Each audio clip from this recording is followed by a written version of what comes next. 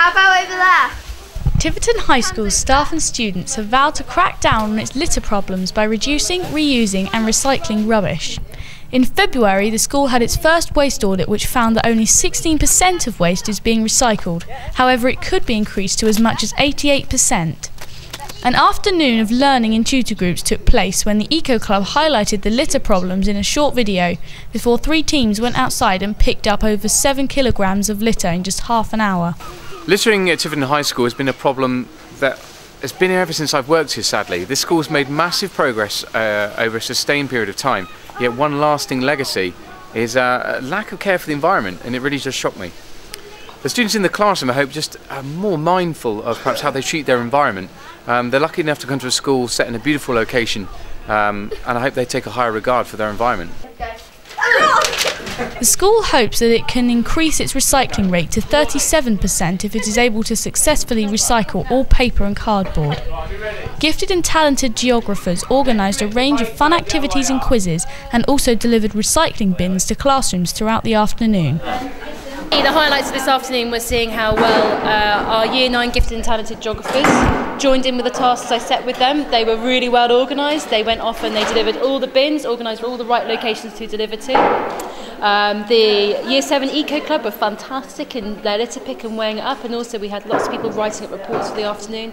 Lots of positive reports coming back from tutor groups too, and as you can see, all of the tutor groups have made their pledge about what they would like to do about litter, reducing, reusing and recycling. What I would like students to take away from this afternoon is a greater level of responsibility in how they use products, and making sure that they put them into the bin and don't litter them, and also that they make sure they join in with a whole school incentive to raise our recycling rate to at least 30% by the end of this term. At the end of the afternoon, each tutor group wrote a pledge which was displayed in the crush hall. I hope that they all learn to put more rubbish in the bin and take recycling more seriously. I hope that they've sort of become more aware of what happens to our rubbish and how it gets recycled, and that they'll recycle more and choose that and know that it's the right thing to do, and not to throw rubbish on the floor. That littering is a bad idea and it's not good for the environment. I hope that students have learned that it's a bad idea to litter, because we found a distressed hedgehog in the bush and it looked very ill. And the thing that I've learned today is that the amount of rubbish that we could have produced in a lunchtime would probably be about enough for 2 baby elephants. The school is cutting down on its waste with the help of Devon County Council funded Resource Futures, who are pleased with how the afternoon went. And I think this afternoon's gone really well. The feedback we've had so far has been positive. Students seem to be all quite engaged with the activities, and we've got all the pledges behind us here.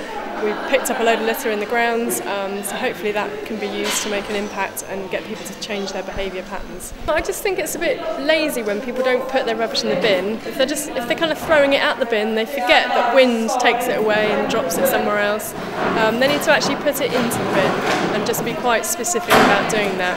And just think about the litter on site. It doesn't look very nice when they're going out to playing fields to see the litter everywhere, blowing around in the courtyards, and it's not a good look. The second waste audit takes place at the end of the summer term, so we hope to see a big improvement with cleaner classrooms and more recycling taking place. Layla Bracken for THN.